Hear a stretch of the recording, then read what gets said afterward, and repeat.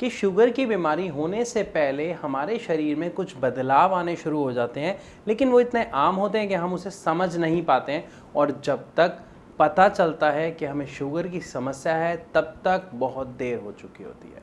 और अगर मैं बात करूं शुगर को जड़ से ख़त्म करना, तो ये शायद पॉसिबल नहीं है, लेकिन उसे कंट्रोल करना, मैनेज करना पॉसिबल है। बहुत अच्छे से और आसान तरीके से पॉसिबल है। कैसे है इसको समझेंगे, लेकिन उससे पहले हमें समझना ये ज़रूरी है कि ये जो डायबिटीज़ है, जो शुगर की बीमारी है, इसमें समस्या क्या आती है और इसके सिम्टम्स क्या दिखाई देते हैं।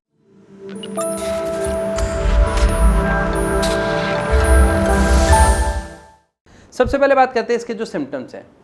जब भी किसी को शुगर लगभग होने वाली होती है या शुरुआती चरण में होती है, तो सबसे पहला लक्षण दिखाई देता है कि यूरिनेशन बढ़ जाता है। मतलब जो एक दिन में हम 6 से 8 बार यूरिन करने जाते हैं, वो लगभग 12 से 14 बार जाना पड़ता है। स्पेशली अगर मैं बात करूं रात को जब हम सो जाते हैं, तो सोने के बाद हम सीधा सुबह उठते हैं और उसके बाद ही दोबारा बाथरूम जाते हैं सुबह उठकर।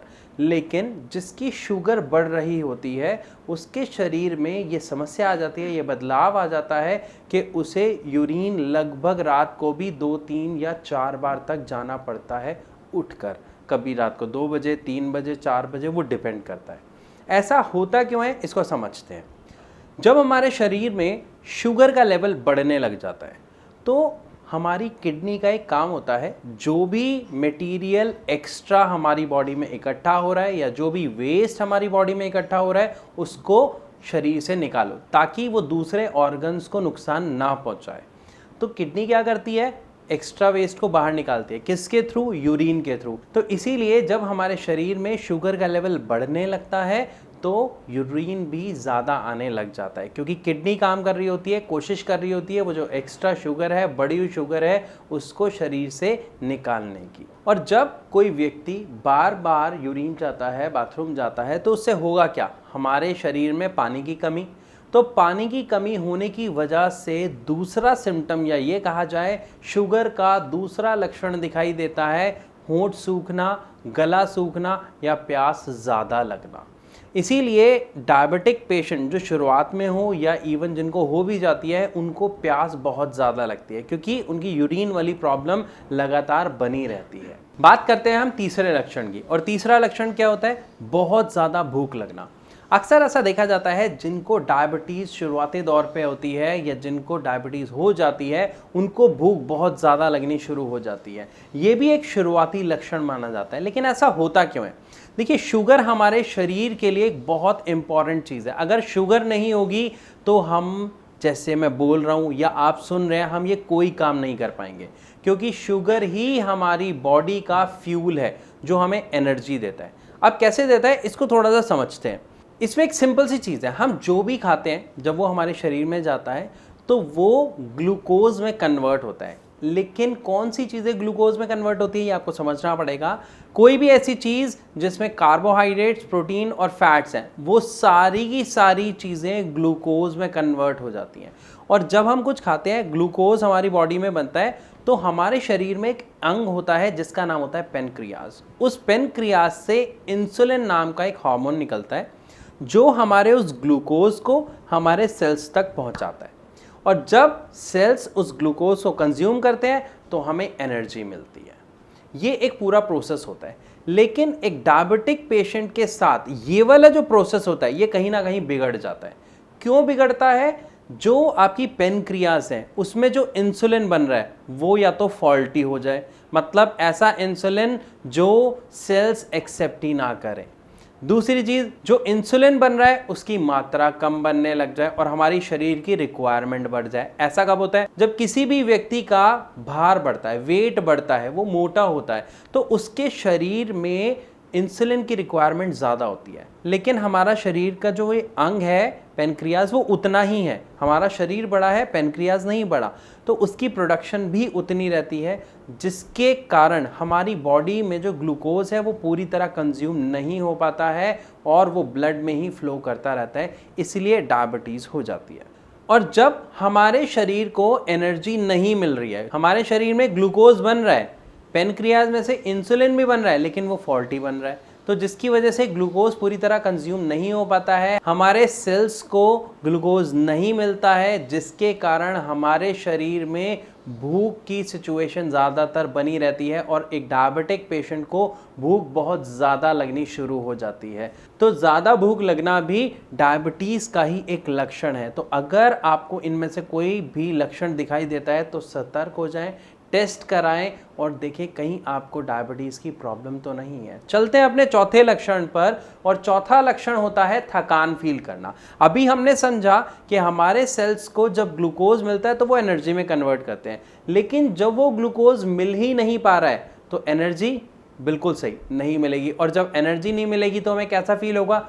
थका हुआ। इसीलिए टायर्डनेस मतलब थकान भी डायबिटीज़ का एक लक्षण होता है जो आम तौर से डायबिटिक पेशेंट में देखने को मिलता है। चलते हैं अपने अगले लक्षण की तरफ, जो है किसी भी चोट का या घाव का ठीक ना होना। अक्सर ये लक्षण देखने को तब मिलता है जब डायबिटीज़ की प्रॉब्लम काफ़ी ज़्यादा हमारे शरीर में बढ़ चुकी होती है। ऐसा होता क्यों है? क्योंकि जो ग्लूकोज है वो हमारी बॉडी में ब्लड के साथ फ्लो कर रहा है, और जब ग्लूकोज हमारी बॉडी के साथ फ्लो करता है वो हमारे ब्लड के जो सेल्स होते हैं, हमने सुना है red blood cells, white blood cells, वही किसी जख्म को ठीक करने में हेल्प करते हैं। लेकिन शुगर उन सेल्स को धीरे धीरे ख़त्म कर देती है, जिसकी वजह से वो काम ठीक से नहीं कर पाते हैं और एक डायबिटिक पेशेंट का घाव ठीक नहीं हो पाता है, जिसकी वजह से समस्याएं ज़्यादा बढ़नी शुरू हो जाती हैं। तो अगर किसी डायबिटिक पेशेंट को कोई चोट लगी है, कोई कट लगी या कोई घाव है, अगर वो उसे ठीक करना चाहता है तो उसके लिए उसे सबसे पहले एक काम करना पड़ेगा, अपनी शुगर लेवल को कंट्रोल करना पड़ेगा। अब प्रॉब्लम ये आती है कि हम इन लेवल्स को कंट्रोल कैसे कर सकते हैं।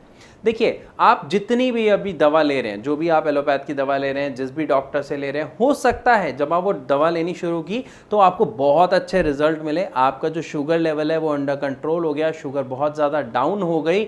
लेकिन आप देखेंगे कुछ समय बाद वो दवा अपना जो असर है वो कम कर देगी। ऐसा नहीं होता, दवा का असर सेम रहता है, लेकिन हमारे शरीर में उसका रिजल्ट हमें वो नहीं मिलता। ऐसा क्यों है? क्योंकि हमारा शरीर उस दवा का आदी हो जाता है। फिर आप दोबारा डॉक्टर के पास जाते हो, वो दोबारा नई दवा लिखता है और उसके बाद फिर आप वो लेना शुरू करते हो, और ये सिलसिला जारी रहता है। लेकिन यहाँ पर क्या आपने कभी एक चीज़ चेक की है? क्या आपने कभी गूगल किया जो आप दवाई खा रहे हो वो है किस चीज़ की? क्या वो दवाई आपकी पेनक्रियाज के ऊपर वर्क कर रहा है? क्या वो आपके इंसुलिन बनाने में हेल्प कर रहा है? आप गूगल कीजिए अपने हर एक दवाई को और आप जानेंगे और ये देख के हैरान रह जाएंगे कि जितनी भी आप दवा खा रहे हैं उनमें से कोई भी दवा आपकी पेनक्रियाज के ऊपर कोई फर्क नहीं डाल रहा। वो सिर्फ एक काम कर रही होगी, या तो आपकी शुगर को आपके यूरिन के थ्रू बाहर निकालने में हेल्प करेगी, या फिर आपके शुगर को आपके मल के द्वारा बाहर निकाल देगी। इसके अलावा उस मेडिसिन का कोई और काम आपको नहीं मिलेगा। हाँ, हो सकता है इसके अलावा आपको विटामिन B12 और भी कई हेल्थ सप्लीमेंट देखने को मिल सकते हैं, लेकिन कोई भी मेडिसिन ऐसी नहीं है जो आपकी पेनक्रियाज के ऊपर वर्क कर रही हो। और जब तक हम किसी बीमारी की जड़ पर काम नहीं करेंगे तो वो बीमारी ठीक हो सकती है? आंसर आपको खुद मिल चुका है। तो अगर आप सच में डायबिटीज़ की बीमारी को काफ़ी हद तक कम करना चाहते हैं, कंट्रोल करना चाहते हैं, तो सबसे पहले हमें करना क्या होगा? अपनी पेनक्रियाज को दोबारा से वर्क में लाना पड़ेगा, उसकी एक्टिविटीज़ बढ़ानी पड़ेगी, हमारा जो इंसुलिन का प्रोडक्शन है उसको बढ़ाना पड़ेगा। और इस काम को करने में सबसे ज़्यादा इफ़ेक्टिव जो दवाई होती है वो है आयुर्वेदिक दवाई।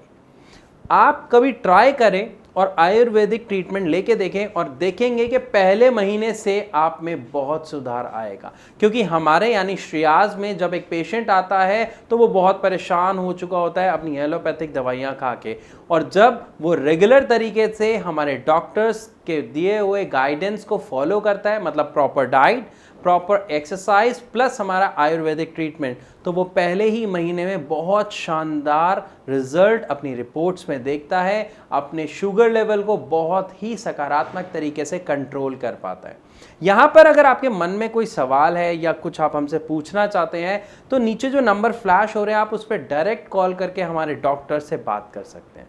ये एक छोटा सा काम करिए, अगर आपको बात नहीं करनी है या कोई समस्या है, समय नहीं है, तो जो नंबर्स हैं, इन नंबर्स पर अपनी शुगर की रिपोर्ट शेयर करिए और अपनी प्रॉब्लम बताइए। हमारे डॉक्टर्स आपकी शुगर की रिपोर्ट को स्टडी करेंगे और वो खुद आपसे कांटेक्ट करके आपको गाइड करेंगे। तो मैं आशा करता हूं जो आज की वीडियो में हमने जाना कि कौन से ऐसे लक्षण होते हैं जो डायबिटीज़ के शुरुआती चरण पर हमें देखने को मिलते हैं, वो आपको अच्छे से समझ आए होंगे। लेकिन फिर भी अगर आपका कोई डाउट है तो आप कमेंट सेक्शन में लिख के भी हमसे पूछ सकते हैं। तो मैं विदा लेना चाहूँगा आप सबसे इस वीडियो में और मिलूंगा अपनी अगली वीडियो में। तब तक के लिए नमस्कार।